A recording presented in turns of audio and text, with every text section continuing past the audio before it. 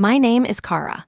Fall 2024, acute necrotizing pancreatitis put me in the ICU at St. Mary's. The room had no windows. The walls were painted a pale gray-white, and the strip of lights overhead never fully went dark, bright during the day, dim at night, but never completely off. The monitor sat to the left of the bed, beeping every few minutes. I didn't count on the first day. The memory of that day was in pieces. I only remembered being wheeled in, the hallway lights passing overhead in rows, like film rolling through a projector. Then someone put a needle in my hand, cold fluid traveling up from my elbow to my shoulder, and I vomited. When I actually woke up, it was late at night. Just my breathing and the machine. My phone was in the bottom drawer of the nightstand. My sister had put it there when I was admitted. When she'd come, I didn't know. The next morning, I started making calls. The first one went to my mom, 4 rings, then voicemail. The second one, too. The third one rang, but no one picked up. I counted the rings in my head. It disconnected on the 18th. I didn't call a 4th time. I thought she was busy. My sister had just signed the contract on her new house the week before. My mom had mentioned it on the phone, her voice unable to hide the excitement. South-facing, great light, way better than that little apartment of yours. I didn't respond. That apartment was my down payment.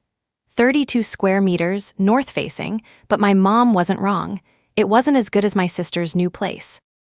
In the afternoon, a nurse came in to change my IV. She asked if I had family who could come for visits. She said the ICU allowed visitors during the day, 10 to 11 in the morning and 3 to 4 in the afternoon. She flipped through my chart. The emergency contact on your admission form only has one name, but it's a landline. No one answers. That's my mom's name. Got a cell number. I gave it to her. She wrote it down and left. I stared at the ceiling for a while, then picked up the phone and made the 5th call. No answer. The 6th went to my sister. 2 rings, then voicemail. My sister had mentioned the move to me before I came in. Too much stuff, she said, couldn't handle it all herself. I offered to hire movers. She said no, Mom and Dad would help, you just pay. I transferred $5,000. She said thanks, then I went to the hospital. The 7th call was at night, no answer. The 8th was close to 2 a.m. The pain pump had worn off. My abdomen felt like someone was scooping it out with a spoon. One hand pressed against the abdominal binder, the other dialed. Still no answer. I never made the 9th call. My phone lit up first, a message from my mom. A photo, a table full of food, grilled fish in the middle, a few cold dishes on the side. In the background, my sister's new living room, the floor-to-ceiling window showing the city lights outside. Underneath, a line of text, casual as if nothing had happened. Helped your sister move tonight? Exhausted, just sat down to eat. Have you eaten? I stared at that line for a long time. The pain pump dripped another round, cold fluid running into my arm. The monitor beeped twice. I didn't move. I just turned the phone face down on my chest, palm pressed against the screen. Then I made a decision, not at the peak of anger or hurt. I remember being completely calm enough to hear the old man in the next bed coughing in his sleep, calm enough to count the bulbs on the light strip overhead. 34. I pressed the call button. When the nurse came in, I pushed myself up a little. My abdomen pulled. Can you bring me the admission form? The emergency contact, I need to change it.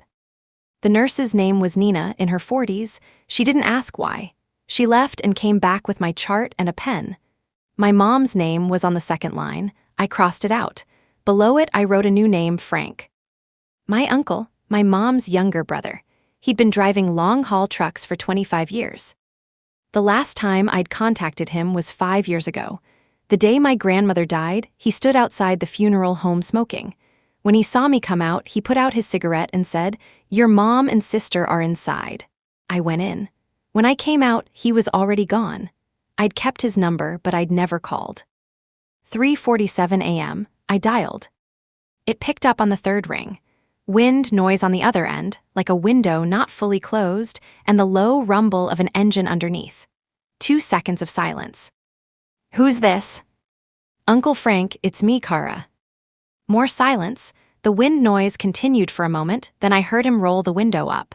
The noise faded. His voice came through clearer. Where are you?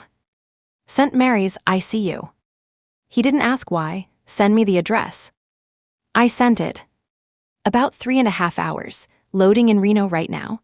I'll hit the highway, get there before dawn. You don't have to rush. Got the address, gotta go. The line went dead. I put the phone down and lay back. The pain pump dripped again. I started remembering. Not what I'd done wrong or why my mom didn't love me. I didn't have the energy for that.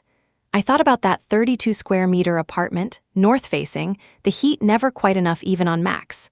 I thought about catching the first train at 6:30 every morning, coming home at 10 p.m., takeout menus always stuffed in the door. I thought about the massage chair I bought my mom 3 years after graduation, cost me 2 months' salary. She used it twice, said it took up space, put it in storage. I thought about the year my sister got married, when my mom sold the old family house to help with her down payment. The night of the sale, she called me, her voice breaking. Kara, it's not that mom doesn't love you. Your sister's marrying far away. I'm afraid she'll struggle out there alone. I said I know on the phone. I didn't say that house was what Dad left me, spelled out clearly in his will. I said nothing. The next day, I transferred another $5,000 to my sister with the memo, wedding gift. Around 4 a.m., I started sweating. Not a fever sweat, cold, clammy all over. I pressed the call button. Nina came over, glanced at the monitor, said nothing. She got a warm towel and wiped my forehead. Her movements were gentle. When she finished, I said, Nina. She stopped. Can you get me a copy of that form, the one I just changed? What for? I want to keep it. She looked at me, didn't ask again. Before morning shift change, she left it on my nightstand, in a clear file folder with a paperclip on the opening. I didn't open it, just slid it under my pillow, against the back of my head. My uncle got there at 6:47. I heard footsteps from the end of the hall, not the soft-soled shoes of nurses, but heavy soles on tile. The door opened. He stood in the doorway. Dark gray jacket, grease stain on the collar, messy hair, a red line across his right cheek, probably from leaning against the window while driving. He looked at me, I looked at him, neither of us spoke. He walked in, pulled a plastic chair to the bedside, unzipped his jacket, pulled a bottle of water from the inside pocket, set it on the nightstand. Bought it on the road, didn't drink any. Thanks. He sat there, didn't ask what happened, didn't ask if I was in pain, didn't ask if my family knew. Elbows on his knees, hands clasped, head down, staring at the floor. The monitor beeped twice. He looked up at the screen, then back down. After a long silence, he said, "Where's your mom?" I didn't answer. Reached under the pillow, pulled out the clear file folder, set it on the sheet in front of him. He looked down at the folder, then up at me. "Uncle Frank," I said, "there's something I need to tell you." Frank looked down at the clear file folder. He didn't reach for it. The monitor beeped once. He didn't look up. "Your mom know?" he asked. "No." "Your sister?" "No." He was quiet for a moment. A cart rolled past in the hallway, wheels thumping against the tile, fading. He took off his jacket and draped it over the back of the chair. His t-shirt underneath had a faded collar. "Go ahead." I leaned back against the pillow. The pain pump dripped again, but I didn't press for an extra dose. That coolness traveled up my arm, and I started. When Dad died, the old house was left to me. It was clear in his will, you remember. He nodded. He'd known at Grandma's funeral. I hadn't graduated yet then. Dad had been gone 2 years. I kept the copy of the will locked in my nightstand drawer. Mom sold it when my sister got married. She said she needed the down payment. Frank didn't respond. He stared at the file folder on the sheet.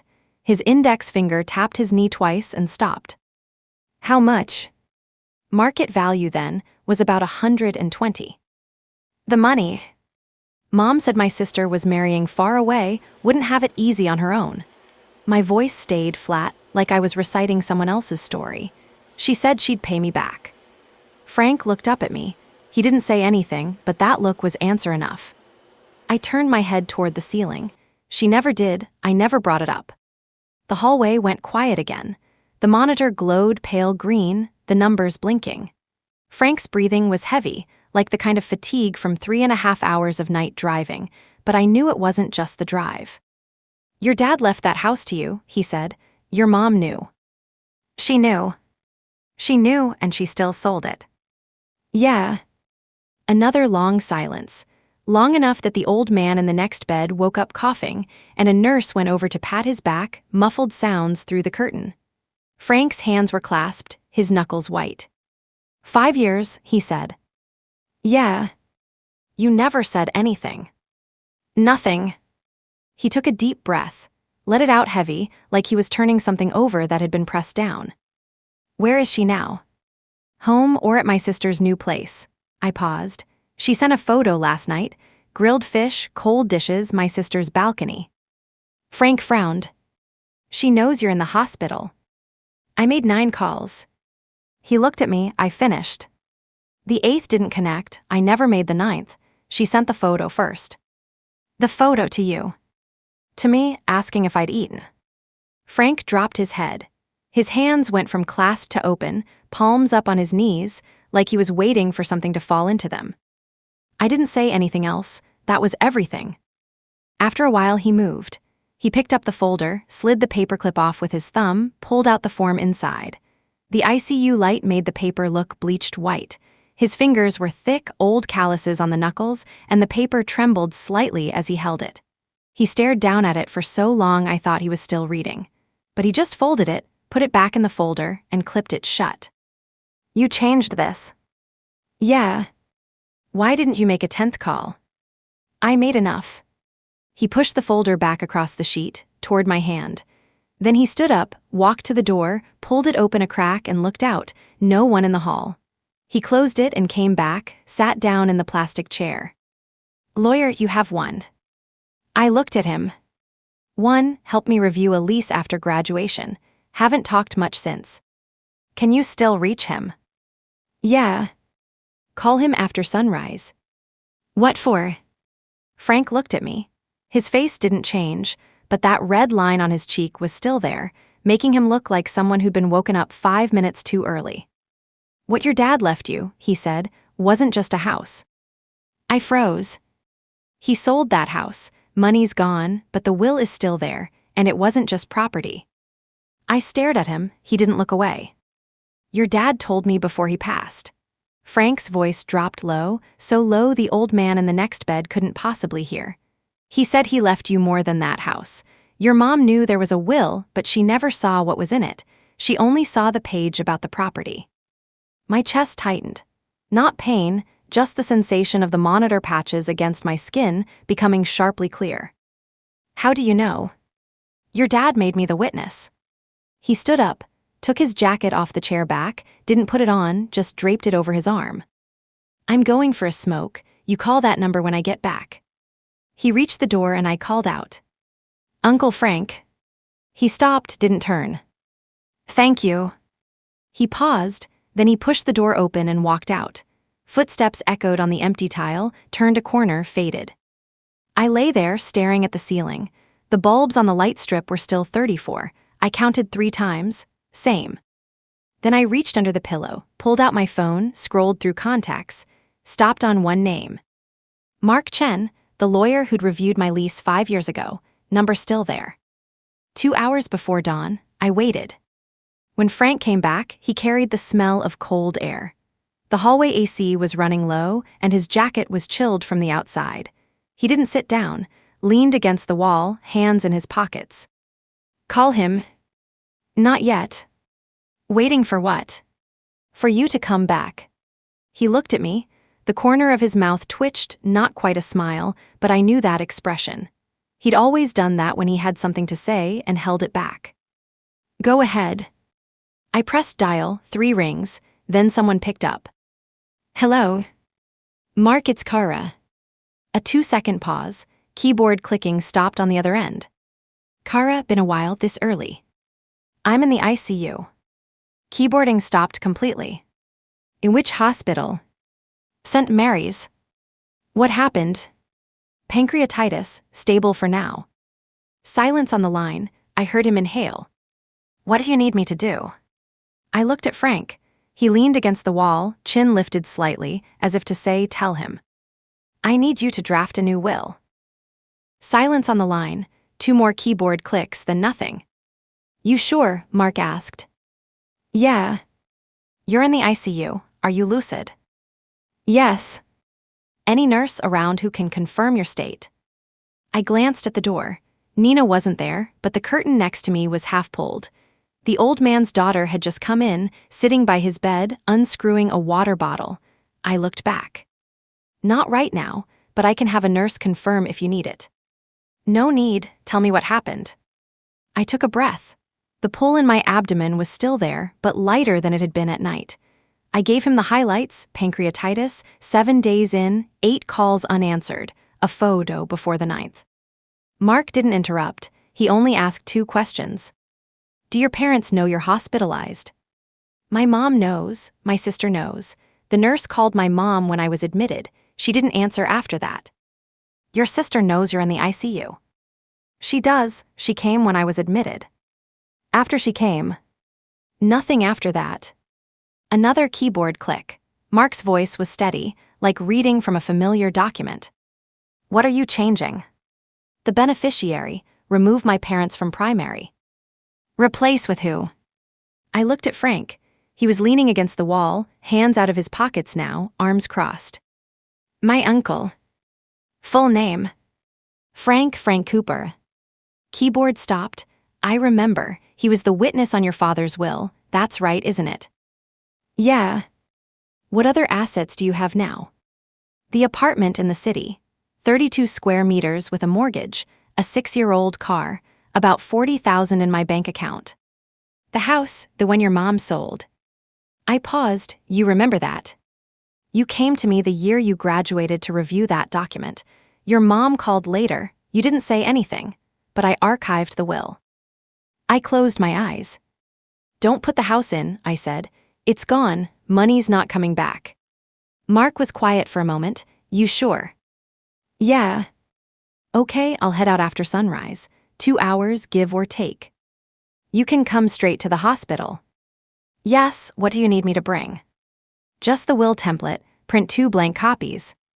"Witness, can the hospital provide one?" I turned to Frank, he nodded. "Yes." "Good, wait for me." I put the phone back under the pillow after hanging up. Frank walked over from the wall and sat down again. The monitor beeped. The old man next door had stopped coughing. His daughter was whispering, too low to make out.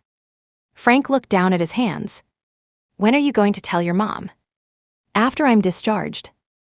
"After?" "Yeah." He was quiet for a moment. "What if she comes?" "She won't, she doesn't know which room I'm in." "The nurses wouldn't say." "Nina won't?" I paused. "I told my sister the room number the day I was admitted, but she's moving this week. She won't come." Frank said nothing. He reached for the water bottle on the nightstand, unscrewed it, took a sip, screwed it back, put it down. I stared at the ceiling. The light strip was still that in-between color, not quite white, not quite yellow. The monitor flickered at the edge of my vision. "You and Dad were close," I said. Frank didn't look up. He was staring at his open palms on his knees. "Yeah." "Why?" He didn't talk much, neither do I.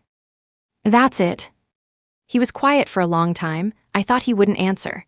Then he said something low. "Your dad told me something before he passed. He said the only thing he did right in his life was leave that house to you. Nothing else mattered." My throat tightened. I said nothing. Frank lifted his head. "The will said you were the sole inheritor. Your mom had no right to sell it. She sold it anyway. She took something that wasn't hers. You never said anything. That's your choice. But what your dad left you shouldn't just disappear." The monitor beeped. Numbers jumped and settled. "The house isn't coming back," I said. "The money's gone." "Money can come back." I looked at him. "That's not coming back, that's her giving." "No, that's you asking." I didn't answer. A cart rolled past in the hallway, stopped at the door. It opened a crack. Nina poked her head in. "How are you doing?" "Fine." She glanced at Frank, then at me, her eyes pausing on the folder on the nightstand. She didn't ask. "Visiting hours in the morning. 10 minutes before visitors have to leave, not back until 3. Frank stood up. I'll grab breakfast downstairs. He looked at me. What time did your lawyer say? About 2 hours. Frank nodded and left. He paused at the door. Didn't turn around, but his voice carried back. Your mom's side, I'll handle it. I froze. Handle what? Say I'm at the hospital. Say it's about you, nothing else. He walked out, the door closed. Footsteps faded down the hall, swallowed by cart noise. I lay there, staring at the ceiling. The edge of the light strip had yellowed a little, residue from being on constantly. I'd never noticed it before. My phone buzzed under the pillow. I pulled it out. My sister, a short message. Mom and Dad helped you move all day yesterday. They're exhausted. Text me when you're discharged and we'll come see you. I stared at the screen for a long time. Then I turned it face down on the pillow beside me. Mark arrived earlier than I expected. The morning light had just started cutting through the side window in the hallway when he appeared. I heard him talking to Nina at the door, his voice low and even, like he was confirming something. Then the door opened. He wore a light gray shirt, sleeves rolled to his forearms, a black briefcase in his hand. His hair was thinner than 5 years ago, but his face hadn't changed much. He stood in the doorway, looked at me, then at Frank, then walked in and set the briefcase at the foot of the bed, unzipping it. How are you doing? He asked, like asking a client about their day. Fine. Can you sign? Yeah. He pulled out a few sheets from the briefcase, heavy printer paper, staple holes at the top right corner. He flipped through them, doing a final check, then placed one copy on the sheet in front of me and the other on the nightstand. 2 copies, read it through. If it looks right, sign. I took it. The paper was heavier than I expected, edges cut clean. I looked down and started reading. Frank stood up and walked to the door. He stood with his back to the room, didn't say anything, but I recognized the posture. He was watching the door. Mark sat down in the plastic chair Frank had been using. He didn't rush me. Through the window, hallway sounds drifted in. Someone on the phone, voice urgent. A cart passed. Somewhere, family members crying, muffled, the kind of crying I'd heard the day my grandmother died, my sister hiding in the bathroom. I pulled my attention back to the paper. The language was clean, no extra words. The beneficiary line read Frank Cooper. I read it twice in my head, confirming every word matched what I wanted. Done, I said. Anything to change? No. The witness, Mark turned toward the door, your uncle. Yeah. Frank walked back from the door, didn't sit, stood at the foot of the bed. Mark pulled a pen from his briefcase, black, not the thin hospital ballpoint, a thicker signature pen. He handed it to me, then turned to Frank. You're willing to sign as a witness? Frank nodded. Mark pulled a small folded card from his briefcase, opened it, glanced at it, put it back. His bar card. He put it away, then pulled out a third sheet, the witness declaration page, and handed it to Frank. Frank took it, read it through, no questions. He set it on the nightstand, leaned over, signed his name. His handwriting was large, spaces between letters wide, like someone who didn't write often. Then he handed the pen back to me. I took the pen, looked down at the page. The monitor beeped. The old man in the next bed turned over, the frame creaking. I leaned forward, pen tip on the signature line. Then I signed. Kara printed, no cursive, every letter separate. Mark took both copies, held them up to the light to check, then placed one copy in the inner zipper pocket of his briefcase. He handed the other back to me. Keep this one, the one in my office will be archived. Anytime you want to change it, call me. Okay. He zipped the briefcase closed, stood up, extended his hand to Frank. Frank shook it. Neither of them said much. Rest up, Mark said. Let me handle everything else. He left, the briefcase latch clicked shut.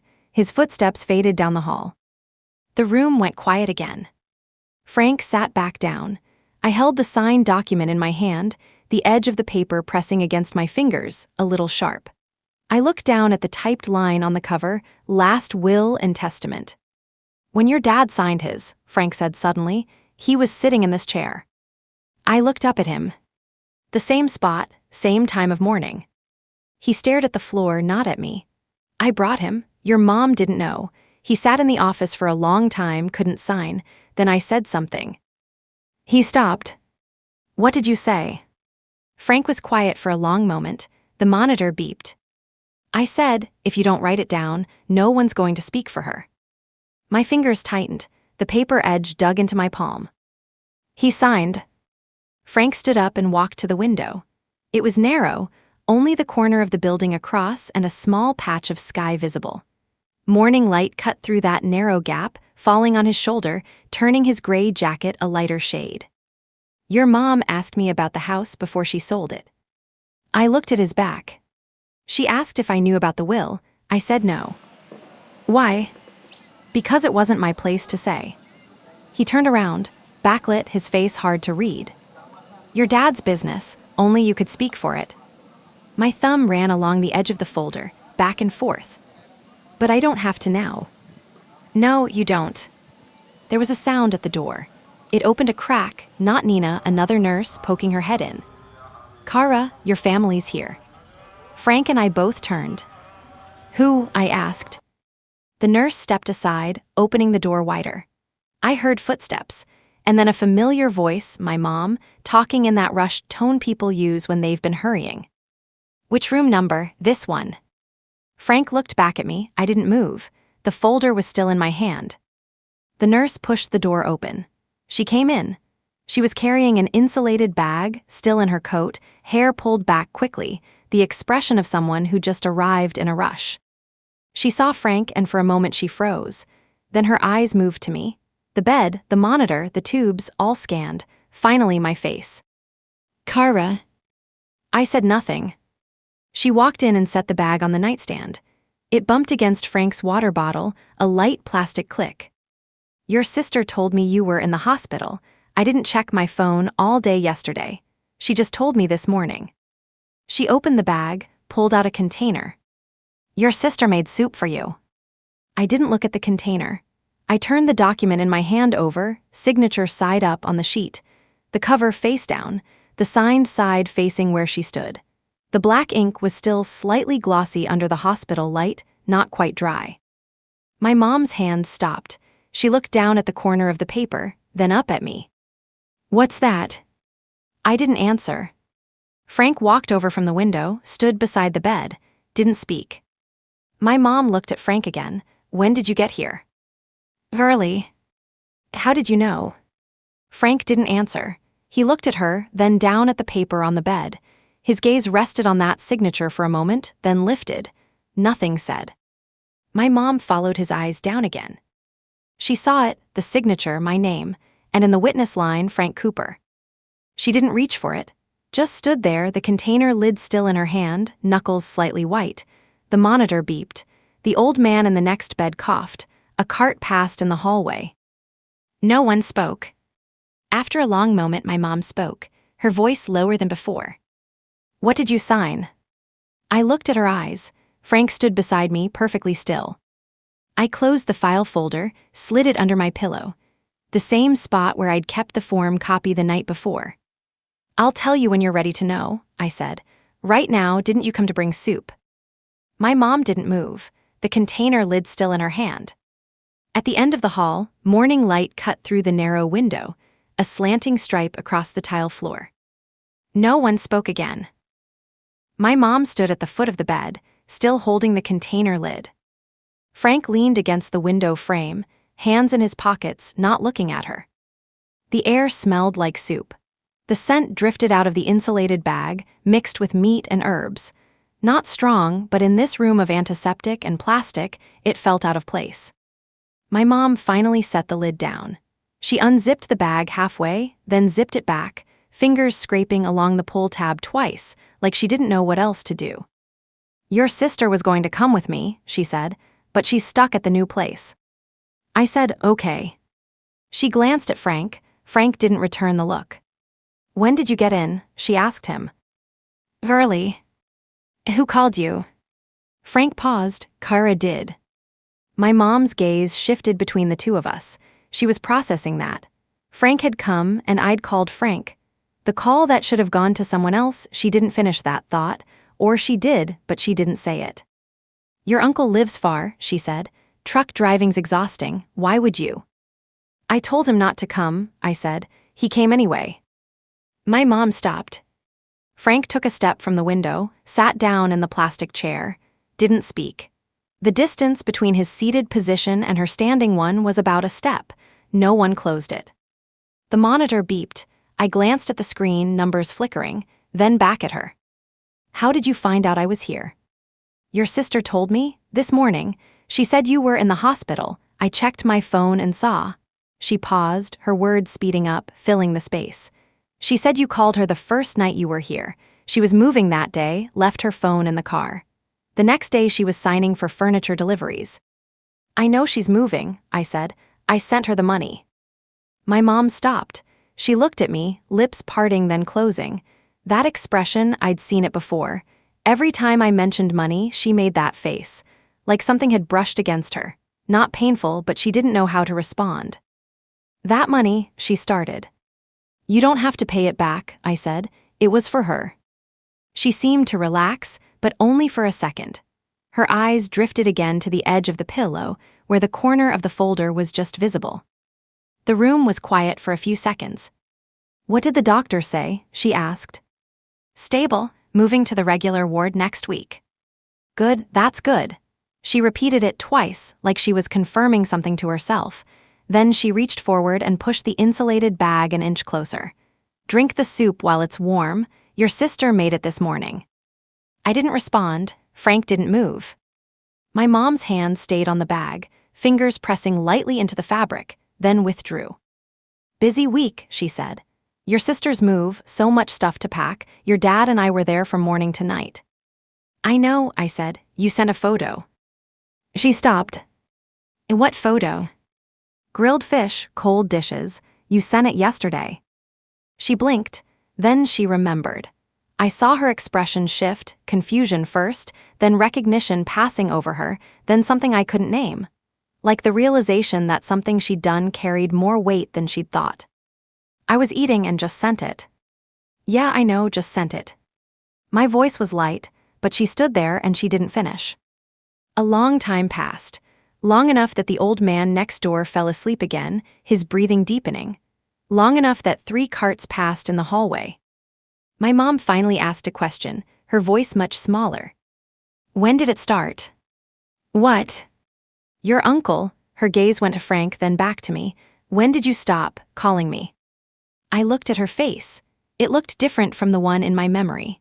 The corners of her eyes had dropped. There were vertical lines on her forehead, ones that appeared after my father passed. Her lips were pressed together, the lower one thinner than the upper, curling in slightly when she was nervous. Day 1, I said. I called 9 times, you didn't pick up. I didn't see. I know, you were moving. I paused. After you sent the photo, I didn't need to call anymore. She didn't speak. The insulated bag on the nightstand, half-zipped, a bowl of soup inside. She'd brought it. My sister made it, she said. Frank shifted in his chair. A scrape of plastic against tile. He didn't look up, but the sound was like something cracking the ice in the room. My mom looked down at Frank. That thing you signed, she started. Mom.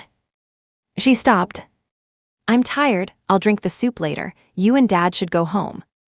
She stood there, feet didn't move, hands didn't move.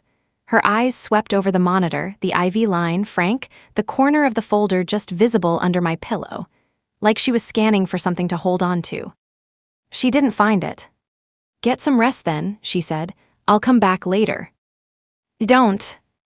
She stopped. I have someone, I said. I tilted my head toward Frank. Uncle's here, go if you're busy. She stood at the foot of the bed. For a second, I thought she might say something, but what came out wasn't what I expected. The soup's still warm. Yeah. She left. When she turned, her shoulder moved like she wanted to look back, but she didn't. At the door, her silhouette paused for a moment, then the door closed. Footsteps faded down the hall, softer and softer, swallowed by the hiss of automatic doors. The room was just us. Frank sat in the chair without moving. After a long time, he lifted his head and looked at the door. You going to drink that? He asked. No. Then I will. Haven't eaten since last night. He stood up, walked to the nightstand, unzipped the insulated bag, and pulled out the container. The lid came off with a puff of steam. He looked down, lifted it, and took a sip. The soup glistened with a thin layer of oil under the white light. Not bad, he said. Could use more salt. He sat back down with the container in his hands. I lay there, staring at the ceiling. 34 bulbs, I counted for the fourth time. The light under the door changed, from cool white to something warmer.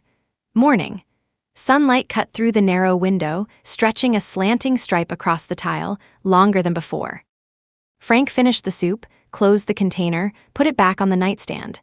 He stood up, walked to the window, and looked out at that sliver of sky. What now? He asked. Waiting to get out. Then what? I stared at the ceiling. Then I'm going to ask for the money. Frank didn't turn. The back of his head, his gray jacket, a line of sunlight across his shoulder. Good, he said. The rest of that day went by fast. Frank dozed in the chair, head tilted back against the wall, mouth slightly open. I stared at his chin for a while, noticed he hadn't shaved. Gray stubble under the light. The nurse came in twice to change the IV. Nina stopped by before her shift ended, checked the monitor leads, glanced at the container on the nightstand, and didn't ask. Near sunset, Frank woke up. He rubbed his face, stood up, stretched his back a few cracks. He took the empty container to the sink at the end of the hall, came back with it still wet, wiped it dry with a paper towel, and put it back in the insulated bag. Zipped it. Your sister's container, he said. Got to return it. Leave it there. He sat back down. The sky outside shifted from gray-white to pale gold, then to a deep orange, and finally went dark. The hallway lights switched to night mode, dim, warm. I was thinking, not about the look on my mom's face, I'd already moved past that. I was thinking about my dad, about the years before he left.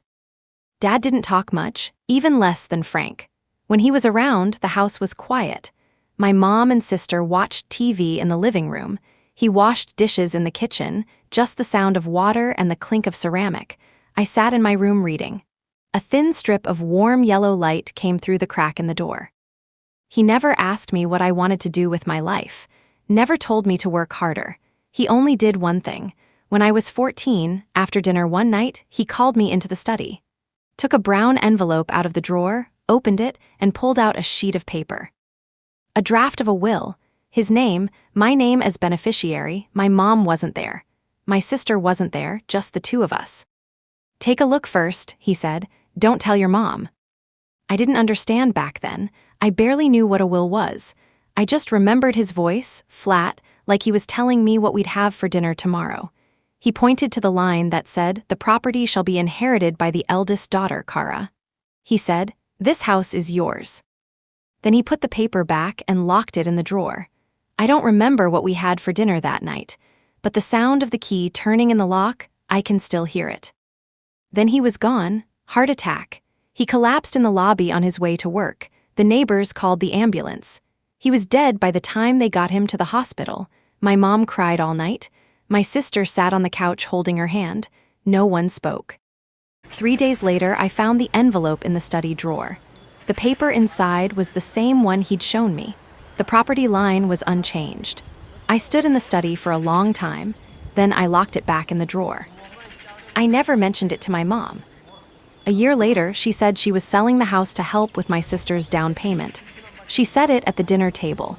My sister was there, head down, cutting her steak. I said nothing. I thought about the envelope in the study drawer, the sound of the key turning. I said, okay. My sister looked up at me. A brief glance, so brief I thought at the time it might have been my imagination. But I've never forgotten that look. What if she doesn't bring it up? Frank's voice pulled me back. I turned to him. He was leaning back in his chair, hands folded over his stomach. What? The house. If she never pays you back, what do you do? I stared at the ceiling. The light strip had dimmed, the color of moonlight now. Then I let it go. Frank said nothing, but his posture changed. Arms went from folded to flat on his legs, a small shift. What Dad left me, I said, wasn't the house. Frank was quiet for a long moment, then he nodded slightly. There were footsteps outside, light ones careful, then two soft knocks. Frank stood up and opened the door. My sister. She wore a light-colored jacket, her hair down, a touch of makeup. She carried two bags in her hands, one with fruit, the other hard to identify. She stood at the door, her gaze past Frank's shoulder landing on me. She smiled. Kara, I came to see you. She walked in. Frank stepped aside. She set the fruit on the nightstand next to the insulated bag, pulled out a folding chair, and sat down. Mom said you looked okay, so I came by. She opened one of the bags, pulling out a box of cookies and a box of chocolates. Your favorites. I made a special trip. I didn't move. She pulled her hands back, resting them on her knees. Her eyes swept the room, saw Frank, held for a moment, saw the corner of the folder under my pillow, paused, then moved on. How are you? What did the doctor say? Moving to the regular ward next week. Good, she smiled. Busy week with the move. I didn't mean to miss your calls. I know you were moving. She nodded, casual, like that was the response she'd expected. She leaned back in the chair, fingers laced on her knees, knuckles slightly white. Mom and Dad are wiped out, she said. Dad's back is bad, you know, carrying stuff all day. Did you tell her? She stopped. You tell her what? The night I was admitted, the nurse called you, you came, you put my phone away, I said. You didn't ask after that. Her lips moved, not the same expression as Mom's. When my sister closed her mouth, her lips pressed tight, the corners pulling down. I thought Mom would call you. She didn't. Then, she sent a photo.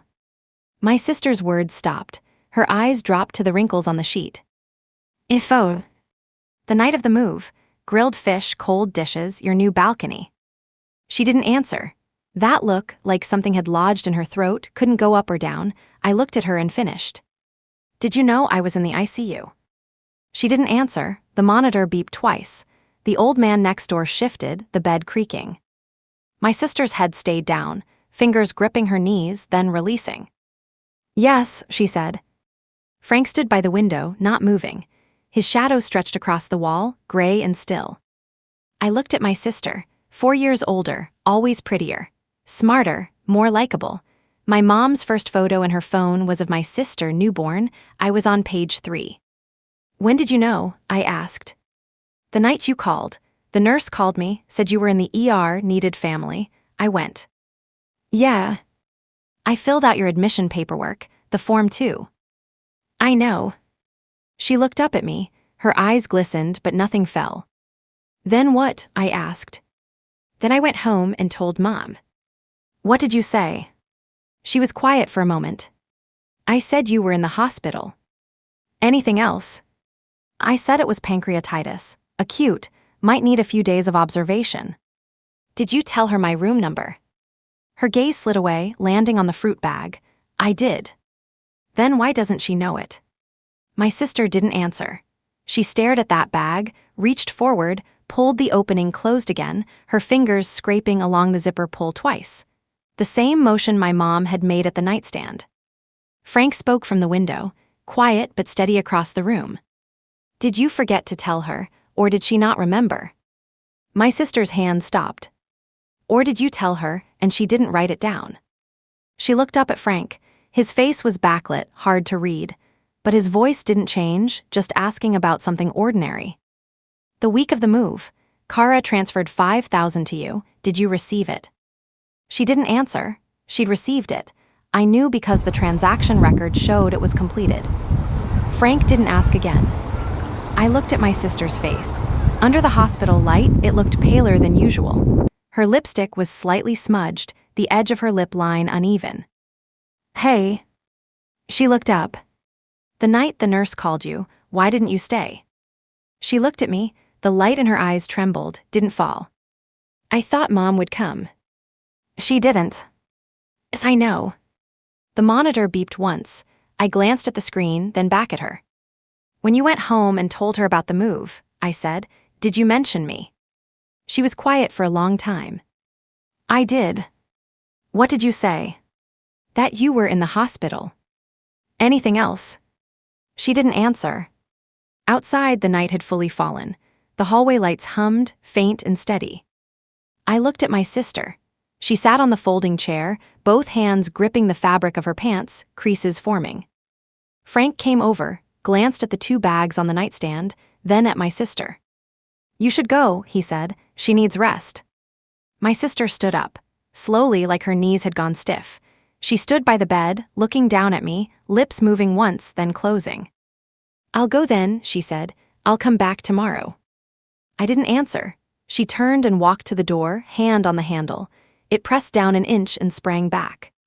She didn't turn around. Her voice came from over her shoulder. Quiet. "Kara, that 5,000, I didn't spend it all. I'll transfer the rest to your account." Frank said, "Don't bother, it's already spent." The door opened. Her figure lit up in the hallway light, then dimmed. The door closed. Footsteps went left, softer, swallowed by the elevator chime. Frank stood for a moment, then walked back to the window. He looked out at the narrow strip of night sky, said nothing. After a long time, I spoke. "She didn't forget." Frank didn't turn. "No." "She just didn't say." "Yeah." He took his phone out of his pocket, glanced at the screen, locked it, put it back. "Tomorrow," he said, "I'm going to talk to that lawyer. Your sister's 5,000 and the money from the house. We're going to count it all." The next morning at 6, Frank's phone alarm went off. He killed it, got up, and went to the sink. When he came back, his face was wet. He'd run water through his hair, slicked it down against his scalp. "What time is Mark coming?" he asked. He said before noon. Frank nodded and put his jacket on. "I'm going out," your sister sighed. "Don't." He looked at me, didn't say more, walked out. I lay alone in the room. The strip of sky through the narrow window was gray-blue, not fully light yet. The monitor beeped on my left, like someone repeating the same thing over and over. A nurse brought breakfast. Cereal, milk, a small cup of orange juice. I ate a couple of bites. Nothing tasted like anything, just mechanical chewing. Nina came by before shift change, rearranged everything on my nightstand, fruit to the left, insulated bag on the lower shelf, empty container stacked at the back. She didn't speak. Her movements were light, like she didn't want to wake something. At the door she paused. I said, "Thank you." She stopped, looked back at me. "Your uncle spent the night in the hallway, on the bench." I didn't say anything. She left. Time moved slowly. I picked up my phone twice. Both times, no messages. My sister hadn't texted again. My mom hadn't either. The screen was clean. The only notification was a weather alert, possible rain this afternoon. Frank came back at 10:30. When he pushed the door open, he brought in the smell of outside air, cool with a hint of dust. He carried a paper bag, set it on the nightstand, took off his jacket, and hung it over the chair. "Eat?" he asked. "Yeah." He pulled a sandwich out of the bag and took a bite, chewing slowly. I didn't rush him. He finished the last bite, folded the wrapper neatly, put it back in the bag, and looked up at me. "I went to your mom's." I looked at him. "Your sister was there too." I didn't respond. He sat in the chair, hands on his knees, like he was organizing his words. "Your mom asked how I found out about the hospital. I told her you called." He paused. "Your sister didn't say anything. Your dad's photo was still on the TV cabinet in the living room that hadn't changed." "What did you tell her?" "That you were in the ICU for 7 days. That you called 9 times and no one picked up. That you called me in the middle of the night." "What did she say?" "She said she'd been moving that day, didn't check her phone." I waited for him to continue. Then I asked her, "Did you know Kara was in the hospital? Your sister came. Did you know that?" "What did she say?" "She said yes, your sister told her." "And then?" "Then I said, so why didn't you call her back the next day?" Frank looked at me, no expression on his face. His voice was flat, like he was repeating something he'd already processed. "She said she thought your sister had it handled." I stared at the ceiling. The light strip looked whiter in the morning than it did at night. "She also said you were always independent," Frank said, his voice low. "Never needed anyone." The monitor beeped, numbers flickered. "What did you say to that?" I asked. Frank leaned back in the chair, hands clasped. I said, "Independent and dead are 2 different things." The room went quiet. Somewhere in the hallway, voices blurred through the door. I heard my own breathing, the machine's soft chime every few seconds. How did she respond? She didn't. Frank looked down at his hands, then back up. Your sister said something, though. What? She said the 5,000, she'd transfer it back today. Okay. I said good. I looked at Frank, and then, he stood up, took the sandwich wrapper from the bag, dropped it in the trash bin by the wall, sat back down. Your mom asked about your dad's will. My heart jumped. The monitor caught it, numbers spiking 2 points and settling. How did she know? She doesn't know. She asked me, do I know something? I told her to ask you. Which one? Her choice, you or your sister. His gaze settled on me, waiting. I was quiet for a moment. She can't ask me, she's never asked me. Frank said nothing. He picked up his jacket, shook it out, laid it across his knees. Mark's coming this afternoon. You sign, the rest I'll handle. What are you going to do? Go see your mom. No. When then? When I'm discharged. Frank looked at me. She won't get in when you are. You changed the emergency contact. I stopped. I'd changed it. On the admission form, the emergency contact line now said Frank Cooper, his number. The nurses wouldn't call my mom. She couldn't enter without clearance. And the form no longer had her name. I'd forgotten that. You crossed her out, Frank said. They won't let her in. I stared at the ceiling. Same bulbs. Morning light cut through the narrow window, a slanting bright stripe across the tile, shorter than yesterday. So what are you going to do? I said. I'm going to see her, you wait here. For her to come to you. No, Frank stood up, put his jacket on, zipped it halfway. I'm not waiting for her, I'm knocking. He walked to the door and stopped. Mark's coming this afternoon. You sign. If I come back and that signature line is blank, I'll throw this plastic chair out the window. He left, the door closed. The room went quiet again. The monitor beeped. The old man in the next bed was awake, talking to a nurse in low tones. I picked up my phone and opened my contacts. Mark's name was still there. I pressed dial. Kara. Mark, what time this afternoon? Around 1, how are you feeling? Good enough to sign. Okay, one more thing, your sister called me this morning. I held the phone, didn't speak. She said she wants to come in and talk, about the money. I closed my eyes, the monitor beeped twice, numbers steady on the screen. Did you tell her anything? No, I told her I'll only talk to you. Her money, you handle it yourself. I opened my eyes. The sky through the narrow window was fully bright now, pale blue, no clouds. 1 o'clock, I'll be ready. Mark arrived at 1:05. He came in with the same briefcase, same rolled sleeves, same expression, neutral, professional, ready for business. He nodded at me, set the briefcase on the foot of the bed, and pulled out the documents. Same copies as yesterday, he said, just need your signature on the final page. I took the pen, signed. The ink was black, wet, catching the light. Mark checked both copies, placed one in his briefcase, handed the other to me. Then he sat down. Your sister called again. I looked at him. She wants to come in. I told her I couldn't discuss anything without you present. She said she'd come anyway. When? Didn't say. Mark leaned back, crossed one leg over the other. He looked at the monitor, then at me. You want me to stay? No. You sure? Yeah. He stood up, closed his briefcase. Call me if anything changes. He walked to the door, paused, looked back. One more thing, your mom called my office this morning. I didn't move. She asked about the will. I told her I couldn't discuss client matters. She asked if you'd sign something. I said I couldn't confirm or deny. Good.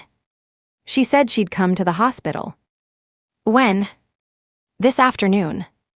Mark left, the door clicked shut behind him. I lay there staring at the ceiling, 34 bulbs. I counted them again, still 34. The afternoon light shifted.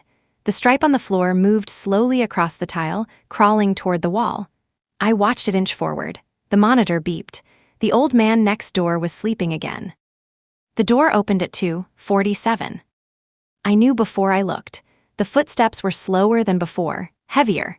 The door swung open and she stood there, my mom. She was alone, no insulated bag this time, no container of soup. Just her in a coat she hadn't taken off, hair loose around her face, a purse strap cutting across her shoulder. She stood in the doorway. I said nothing. She came in, closed the door behind her, walked to the chair, Frank's chair, and sat down. Her hands went to her lap, clasped together, the knuckles pale. I had to get a pass from the front desk, she said. They said my name wasn't on the visitor list. I didn't respond. She looked at me. Her face was different from the last time, tired in a way that wasn't just about sleep. The lines on her forehead were deeper, the corners of her mouth pulled down in a way I hadn't noticed before. Your uncle came by this morning. I know. He told me things. He told you some things. She was quiet for a moment, her fingers twisted around each other, then stilled. I didn't know you called 9 times. Now you do. I didn't see the phone. I know you were moving. She flinched at the word, just slightly, a twitch at the corner of her eye. She opened her purse, pulled something out, an envelope, yellowed, bent at the corners like it had been sitting in a drawer for years. She held it in both hands, her fingers pressing into the edges. I found this last night, in the study. I recognized it before she opened it. The color, the size, the crease running diagonally across the front, my father's handwriting on the front, last will and testament for my daughter. She held it in her lap, didn't open it, just held it like it was something that might crumble if she moved too fast. I never read it, she said. I knew it existed, I knew it was in the drawer, but I never opened it. I didn't say anything. She turned it over in her hands. The seal was still intact, a single piece of tape that had yellowed with age. She hadn't opened it, not once. Your father left that house to you. Yes. Not to the family, not to all of us, to you. Yes. She lifted her head, looked at me. Her eyes were red around the edges but dry. I sold it anyway. You did. I knew what I was doing. I said nothing. She set the envelope down on the bed, between us on the sheet. It sat there, yellowed and worn, the tape still sealing it closed. She looked at me, her hands were flat on her lap now, no longer twisting. I didn't come here to ask you to forgive me. I looked at her. I came here, she said, because your uncle told me you signed a new one. She looked at the envelope on the sheet, then back at me. That was my husband's will, not mine. She pointed at the envelope. That's between you and him, but the one you signed. She stopped, swallowed. That one's yours. I looked at the envelope, at my father's handwriting. The tape, still sealed, years of sitting in a drawer, unopened. You never read it, I said. No. Why? She was quiet for a long time. The monitor beeped 3 times before she spoke. Because I knew what it said. I knew before he wrote it, and I knew after. I didn't need to read it to know what he wanted. She looked at me. What I didn't know, she said, was what you wanted. I stared at her. You never told me. Never, I said. I'm not asking you to tell me now. She reached forward and pushed the envelope an inch closer to my side of the bed. Your father wrote that for you. I kept it for you. I never opened it. I never will. She stood up. The money from the house, she said. I'll sell the apartment. The one I bought after we sold the house. It's worth more now. I'll give it back to you, what I owe you. It might take a month, the market's slow. I didn't say anything. Then I'll get a lawyer and make sure your father's will is, she paused, searching for the word. Honored. She looked at the envelope, then at me. I don't know if you signed something because of that money, or because of the phone calls, or because your father's gone. But I know whose name was on that paper in the drawer. And I know whose name is on the one you signed yesterday. She walked to the door, stopped with her hand on the handle. Your sister came to me last night. She didn't tell me she visited you in the hospital. She told me she didn't stay. She told me she went home and didn't come back. Her voice cracked on the last word. I should have known that too. She pulled the door open. Your uncle was right, she said. Independent and dead are 2 different things. She walked out. The door clicked shut, the monitor beeped once. I lay there looking at the envelope. Yellowed, bent at the corners, my father's handwriting for my daughter. I reached over and picked it up. The tape was still sealed. I could feel the weight of the paper inside, the crease of the fold. I didn't open it. I put it under my pillow, next to Frank Cooper's name on the admissions form, next to the file folder, next to everything I'd signed. Outside, the light through the narrow window had shifted to afternoon gold. The stripe on the floor stretched long across the tile, heading for the far wall. I looked at the ceiling, 34 bulbs, same as before. The door opened again. Frank. He walked in, looked at me, looked at the empty chair, then at the corner of the yellowed envelope peeking out from under my pillow. He sat down, didn't ask. "She came," he said. "Yeah." "What did she say?" "She's going to sell the apartment, pay me back." "She's got a lawyer yet." "She said she'd get one." Frank leaned back. He didn't look at me. He looked at the window, at the stripe of gold light on the tile. "Your father would have liked that," he said. "The part about the will." I looked at him. "The part about you not letting it go." He said it flat, no emotion. But his shoulder moved slightly, a shift that could have been nothing, or could have been him leaning toward me just a little. I looked at the ceiling. The bulbs were still there. The light still fell the same way. I knew, for the first time in 7 days, that I wasn't going to count them again. The next morning, I woke up to the sound of rain against the window. The narrow pane was streaked with water, the sky outside a flat, even gray. Frank was already awake. He sat in the chair, a cup of coffee in his hand, staring at the door. He'd been there a while, the cup was nearly empty, the rim stained with dried coffee. "Morning," I said. "Morning." He finished the coffee, set the cup on the floor beside the chair, and looked at me. "Your sister called at 6. She wants to come." "When?" 10. She said she has something to give you." I looked at the ceiling.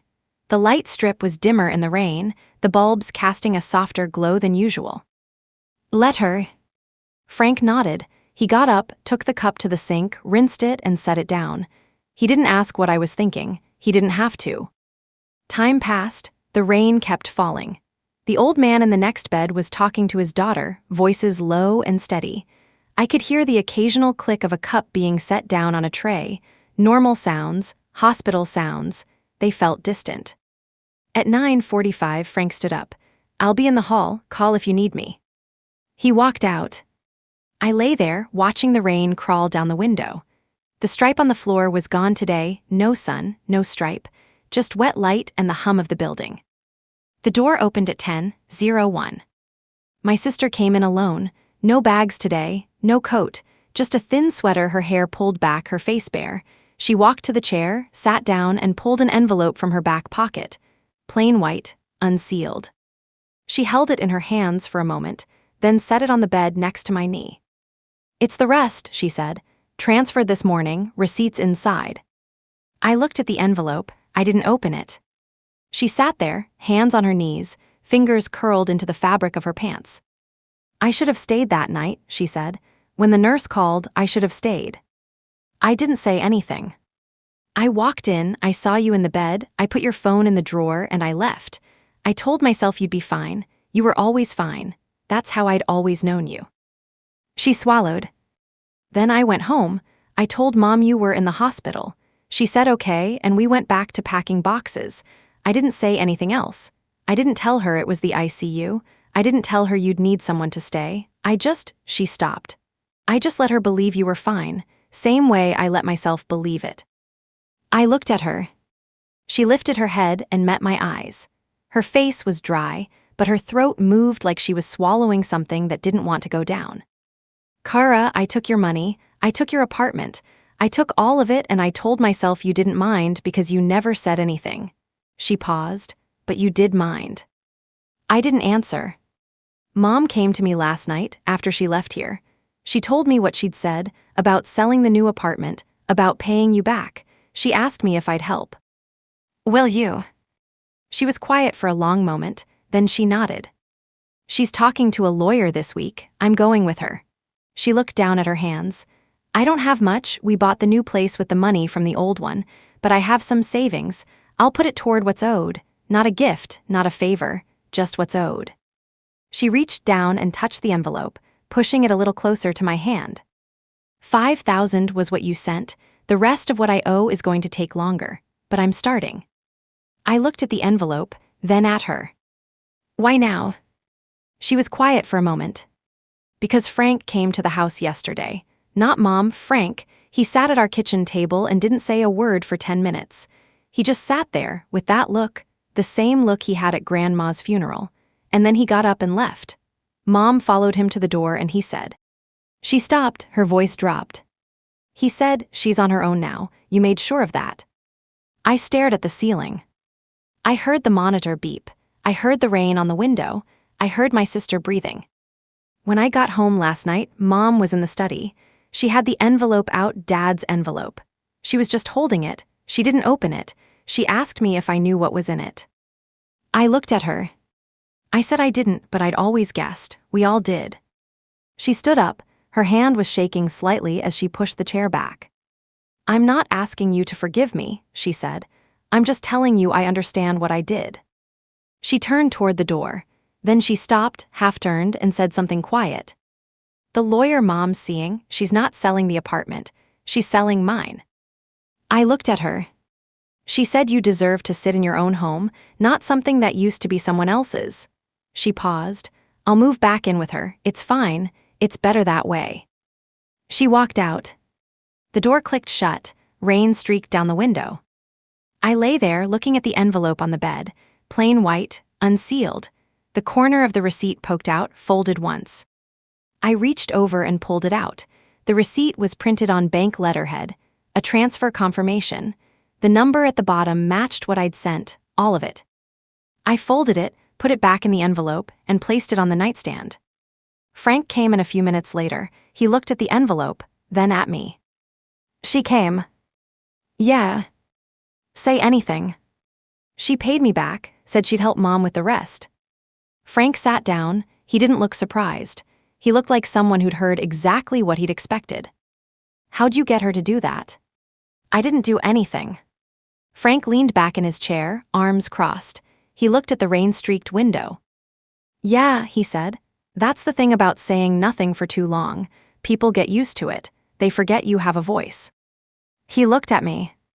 Then one day you open your mouth, and they remember. I didn't answer. He reached into his pocket and pulled out his phone, unlocked it, and set it on the nightstand next to the envelope. The screen lit up with a calendar reminder. Lawyer, 2 p.m. You're meeting Mom's lawyer this afternoon, he said. Yours, mine, her lawyer. A table, a piece of paper, and a number. I looked at the screen. You ready? He asked. I stared at the rain on the window. The light from the narrow pane was gray and even, no shadows, no stripe. The monitor beeped. The old man in the next bed was silent. I looked at Frank. Yeah, I said, I'm ready. The rain stopped sometime after noon. By the time the nurse came in with lunch, the sky had cracked open, and a thin strip of blue was pushing through the gray. I didn't eat much. I sat up straighter than I had in days, the pillows propped behind my back, the sheets smoothed flat over my knees. Frank sat in the chair, his phone face up on his knee, the screen dark. At 1:45, he stood up. You ready? Yeah. He walked to the door and held it open. I swung my legs off the bed. The floor was cold under my feet. I'd been in bed for so many days that the tiles felt foreign against my soles. I stood up, gripping the edge of the nightstand for balance. My legs trembled a little, then steadied. Frank watched me. He didn't offer to help. He knew better. I walked to the door, one slow step at a time. The IV pole followed me, wheels scraping against the tile. Halfway there, I stopped, looked back at the bed. The pillow was dented from my head. The sheets were wrinkled from 9 nights of movement. The monitor on the left was still beeping, still blinking, still recording the numbers that had kept me alive. The light strip overhead, 34 bulbs, glowed in that same dim, steady way it had since the first night. I turned back and walked through the door. The conference room was on the first floor, near the main entrance. It was small, a round table, 4 chairs, a window that faced the parking lot. The sun was out now, the puddles on the asphalt reflecting the sky. My mom was already there. She sat at the table, hands flat on the surface, her coat still on. Next to her sat a woman I didn't recognize, mid-50s, gray hair, reading glasses on a chain around her neck. Her lawyer. Mark was there too. He sat across from them, a folder open in front of him. He looked up when I came in, nodded once, and said nothing. Frank pulled out a chair for me. I sat down. The vinyl was cold. My mom looked at me. She looked tired in a way that wasn't about sleep, the same tired I'd seen the day before, but deeper now. Her eyes were hollowed, the skin beneath them loose. "Thank you for coming," she said. She didn't say my name, she didn't have to. The gray-haired woman introduced herself, Susan, her lawyer. She spoke quietly and evenly. Then she slid a document across the table toward me. "This is the agreement my client is prepared to sign," she said. "It outlines the sale of the property and the transfer of proceeds to your account." Mark took it first. He read it in silence, flipped the pages, read the last page again, then slid it across to me. I looked at my mom. She was watching me. "You sold the apartment." "Yes." "I told you not to." "I know."